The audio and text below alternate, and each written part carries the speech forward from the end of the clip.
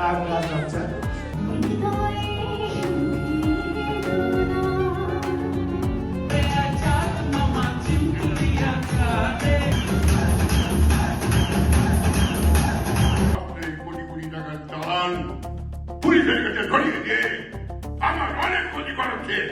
New ইয়র্কে প্রথমবারের মতো অনুষ্ঠিত হলো first new York Bangla film festival.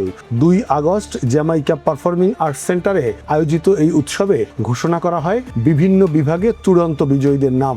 দেশ বিদেশের চলচ্চিত্র নির্মাতা, শিল্পী এবং প্রবাসী বাঙালিদের উপস্থিতিতে উৎসবটি পরিণত হয় বাংলা চলচ্চিত্রের এক মিলন মেলায়। এবারের উৎসবে আজীবন সম্মাননা প্রদান করা হয়েছে বরেণ্য অভিনেতা আহমেদ শরীফকে, আর সঙ্গীতে বিশেষ অবদানের জন্য সম্মাননা পেয়েছেন TW সৈনিক। দারুণ ছিল, সো লাকি যে আপনাকে আমরা এখানে পেয়েছি, সম্মানিত করতে পেরেছি। ফেস্টিভ্যালে শ্রেষ্ঠ চলচ্চিত্র নির্বাচিত হয়েছে প্রিয়তমা। 1971 সেই সব দিন সিনেমার জন্য শ্রেষ্ঠ পরিচালকের সম্মাননা পেয়েছেন হৃদি হক। একই অনুষ্ঠানে প্রিয়তমা চলচ্চিত্রে অভিনয়ের জন্য শ্রেষ্ঠ অভিনেতা নির্বাচিত হয়েছেন সাকিব খান, আর দেয়ালের দেশ সিনেমায় অভিনয়ের জন্য শ্রেষ্ঠ অভিনেত্রীর পুরস্কার জিতেছেন শবনম বুবলী।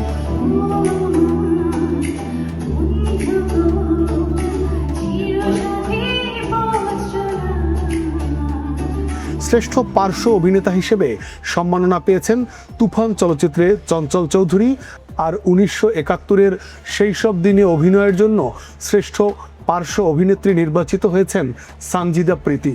শিশু শিল্পী বিভাগে পুরস্কার পেয়েছে গ্রিন কার্ডের কাজী আরিশা এবং জঙ্গলি চলচ্চিত্রের নৈরিতা হাসিন রৌদ্রময়ী। বাংলাদেশের ব্যাপারটা যে বিদেশে ছড়িয়ে দেওয়াটা খুব সহজ হয়ে গেছে এবং ছড়ছেও। কিছুদিন আগেও 2022-তে আমার ছবি রিলিজ হলো গোলই, সেটা 2023-এ আমেরিকাতে রিলিজ হয়েছিল। সঙ্গীত বিভাগেও ছিল একাধিক স্বীকৃতি। প্রিয়তমা সিনেমা ও প্রিয়তমা গানের জন্য শ্রেষ্ঠ গায়ক নির্বাচিত হয়েছেন বালাম। তুফান সিনেমার লাগে উড়াধুরা গানের জন্য জনপ্রিয় গায়কের সম্মাননা পেয়েছেন প্রীতম হাসান। সুরঙ্গ সিনেমার গা ছুঁয়ে বলো গানটির জন্য শ্রেষ্ঠ গায়িকা হয়েছেন অবন্তী সেথী। এছাড়া 1971 সালের সেই সব দিনের জন্য শ্রেষ্ঠ কাহিনীকার ডক্টর এনামুল হক, সুরঙ্গের জন্য শ্রেষ্ঠ চিত্রনাট্যকার নাজিমুদ্দৌলা ও রায়হান রাফি, শ্রেষ্ঠ চিত্রগ্রাহক সুমন সরকার এবং দেয়ালের দেশের জন্য সাহেল রনি সম্মাননা পেয়েছেন।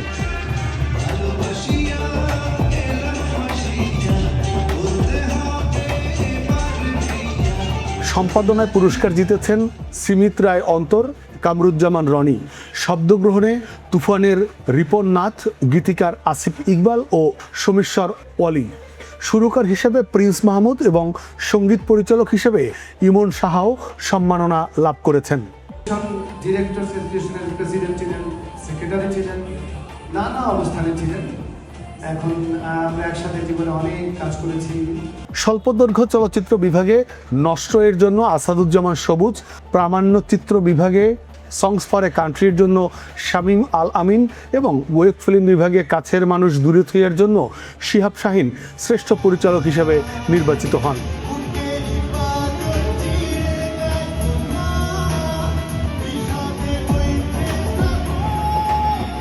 ওয়েব ফিল্মে শ্রেষ্ঠ অভিনেত্রী নির্বাচিত হয়েছেন আফসান আরা বিন্দু, আর শ্রেষ্ঠ অভিনেতা হয়েছেন মামুনুন ইমন। অনেক পরিশ্রম করা লাগছে। নিউ ইয়র্কে এই ধরনের প্রোগ্রাম অ্যারেঞ্জ করা যে কত কষ্ট, যারা করছে তারাই জানে। তবে আমরা চেষ্টা করেছি ভালো কিছু করার এবং নতুন কিছু করার। বাংলা ফিল্ম ফেস্টিভ্যালের মতো করার চেষ্টা করেছি নিরপেক্ষভাবে। আমরা যারা ভালো কাজ করেছে তাদেরকে অ্যাওয়ার্ড দিয়েছি। ভিসা আছে নাই এটা কোনো বিষয় না, ভবিষ্যতে আমরা করব। আমরা সকলের সহযোগিতা এবং সমর্থন চাই। কাজী মারুফ বলেছে 15 বছর পরে সে স্টেজে উঠেছে, এটা আপনারা কিভাবে? হ্যাঁ, মারুফ ভাইকে আনতে আমাদের অনেক বেগ প্রভাবিত হয়েছে, সে আসবে না, তবে শেষমেশ আমরা তাকে ম্যানেজ করতে পারছি। হ্যাঁ, এবং পারফরমেন্সটা ভালো ছিল। প্রথমবারের মতো এই আয়োজনের মধ্য দিয়ে প্রবাসে বাংলা চলচ্চিত্রের আন্তর্জাতিক বিস্তার এবং নির্মাতা শিল্পীদের সৃজনশীল কাজকে নতুনভাবে তুলে ধরার প্রত্যাশা ব্যক্ত করেছেন আয়োজকরা। Desk report, next Bangladesh 24।